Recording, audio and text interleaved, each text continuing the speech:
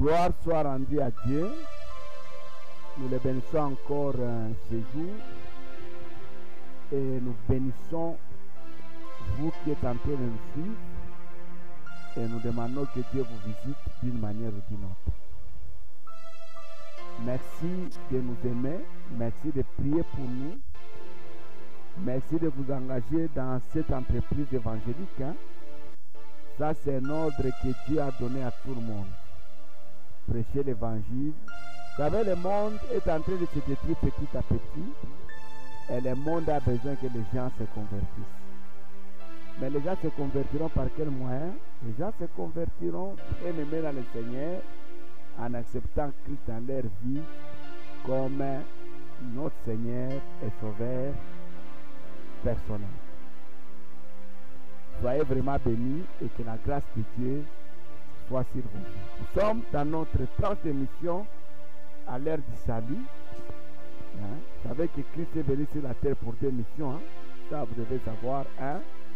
Il est venu nous préparer pour la vie éternelle. Dieu a tant aimé le monde, il a donné son Fils, afin que quiconque croit ne périsse point, qu'il ait la vie éternelle. Première mission, c'est nous amener dans le royaume du Père.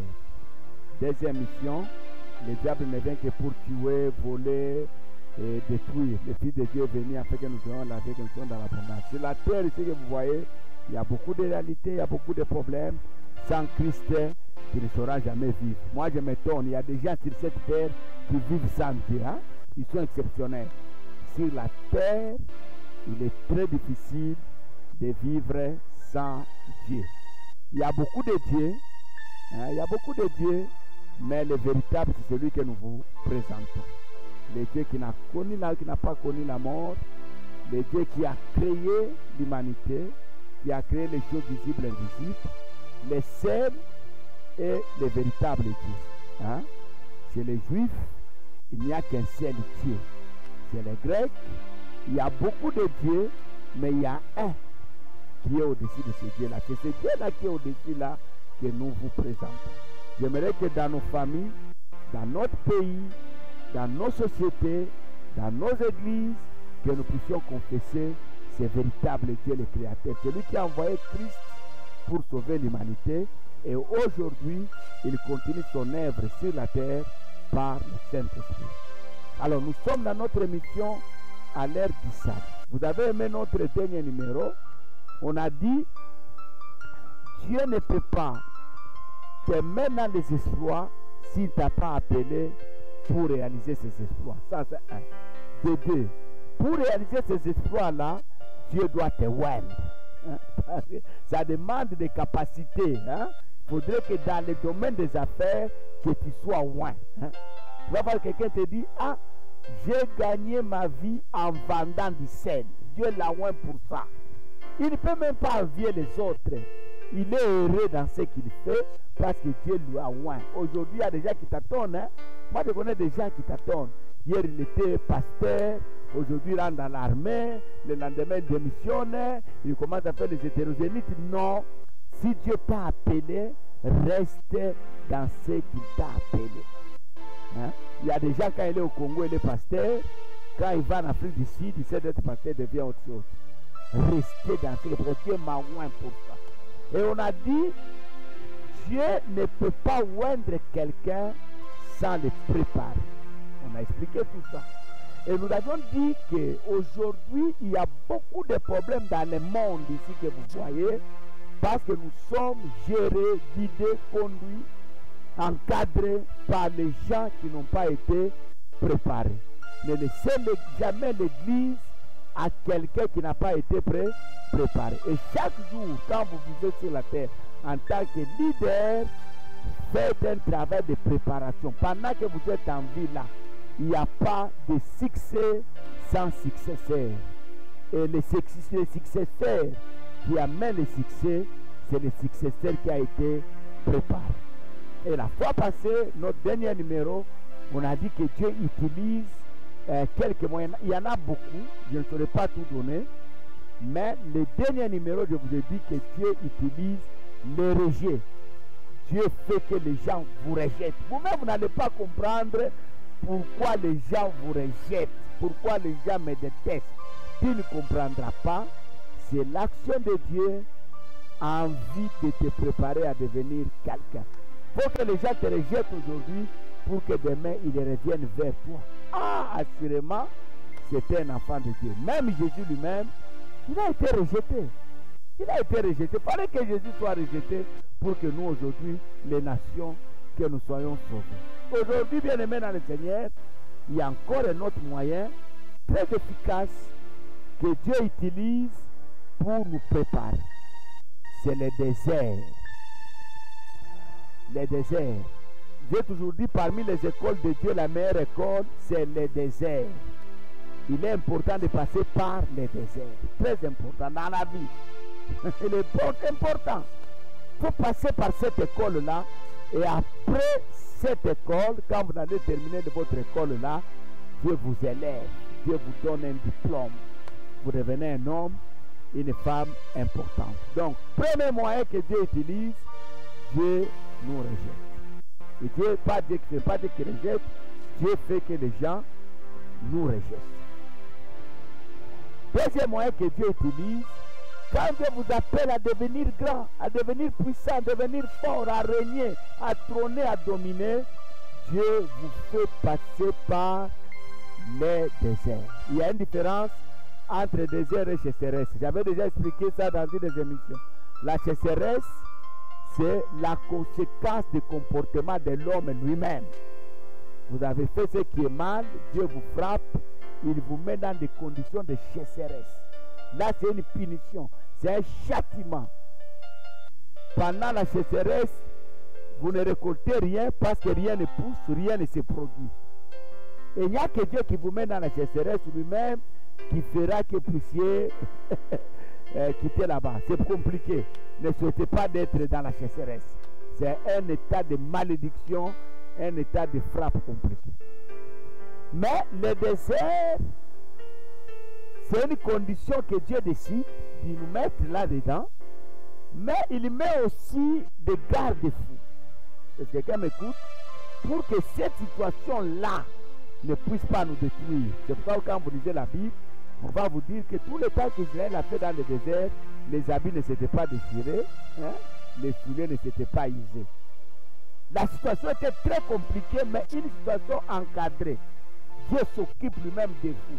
Il peut fermer toutes les autres portes, mais lui-même il s'occupe de vous. Hein? Quand vous passez par le désert, Dieu ne vous punit pas, il vous forme. Il vous forme. Lisons un peu quelque chose dans la Bible. Je crois Exode chapitre 13, le verset 18e. Écoutez un peu ce texte. Mais Dieu fit faire au peuple un détour par le chemin du désert vers la mer Rouge. Les enfants d'Israël montèrent en armes hors du pays d'Égypte. Vous savez, Dieu avait la possibilité de prendre Israël le même jour. Il le prend en Égypte, il l'amène à Canaan. Il avait la possibilité. D'ailleurs, les commentateurs de la Bible, même ceux qui ont fait les études bibliques, la théologie, ils vous diront qu'il y avait des chemins très courts. Égypte, Canaan. Mais Dieu les a fait passer par des détours. Il les fait monter, il les fait descendre, il les prive de l'eau, il les prive à manger. Tout ça, ce n'est pas avec l'intention de les tuer. Dieu préparait Israël à devenir un peuple fort, un peuple puissant. Pendant le temps de désert là, Dieu était en train de oindre Israël. Vous savez, j'ai toujours dit, il ne faut jamais jouer avec les gens qui sont passés par le désert. Hein? Quand je traverse la vallée de Baca, je la transforme. La vie de plusieurs a été transformée par leur passage au désert. Au désert, une situation chaotique. Vous savez, pendant le désert, même les gens qui peuvent vous aider, Dieu endurcit leur cœur. Ils ne vous aident pas. Ils ont, mais ils n'ont pas à vous donner. Vous ne pouvez jamais arriver, vous demander l'argent à quelqu'un, vous dit je n'ai pas. Mais vous apprenez qu'il a acheté un véhicule de 40 000 $. Pendant que vous avez demandé 100 $ seulement pour payer votre loyer. Et toi, tu vas dire là, moi je suis foutu. Hein, je suis vraiment dos au mur. Hein? Mais tu vas voir que dans ces situations-là, l'Éternel Dieu, il va sortir de quelque part. Pendant qu'on cherche à vous enterrer là, lui, il a une solution à vous donner. Et vous avez la réponse à votre problème. C'est ça le désert. Dieu s'occupe de vous. Lui-même, il s'arrange, il vous prépare. Regardez l'histoire des Juifs bien-aimés en Babylone. Mais si Dieu n'avait pas intervenu, ce peuple-là devait être exterminé. Mais il intervient toujours. Lui-même, il te met dans ces situations. Et lui-même, il sait comment tu vas t'en sortir. Et quand tu t'en sortiras, lui-même, il sait là où il va te placer. C'est ça le désert. Mais la sécheresse, bien aimé dans le Seigneur, si c'est la sécheresse que toi tu as provoqué, tu peux aller faire 100 ans à la montagne. Hein? C'est la malédiction, c'est une punition. Tu as été désobéissant et Dieu se révolte, il te place dans la sécheresse.